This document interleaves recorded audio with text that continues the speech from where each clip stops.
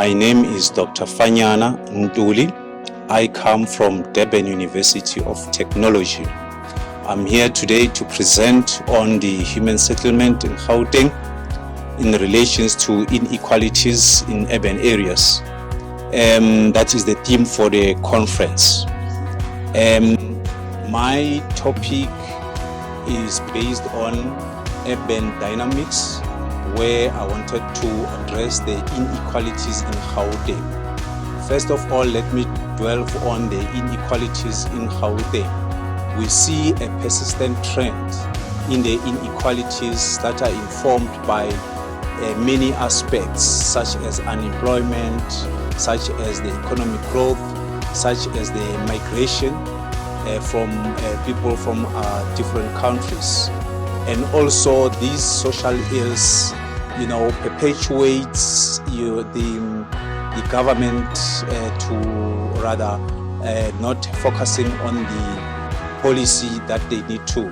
Like, for example, the integration of the inequalities on the sustainable development goals that needs to be achieved by the government. And also we see that government relies on addressing the symptom of the problem rather than the coexistence of the problem. So with this research here, I have tailored it with a systems thinking, whereby I needed to look at the comprehensive approach where departments work in tandem with all other departments related to social development, housing, and so on and so forth. We have seen the persistent divide in terms of the infrastructure development, technology, which is one of them. So in this paper, I argue that government needs to work with each other so that they address the core issue rather than addressing the symptom of the problem. So if we focus on that, we are going to win the fight against the inequalities amongst the cities, particularly in Gauteng, which is a more rather a province that is driven by economic growth. And we see that the population is growing time by time. So therefore we need to assist the government on how to deal with these social ill issues pertaining to urban dynamics. We see a trend of unemployment which has recorded a high percentage as compared to other countries in the world.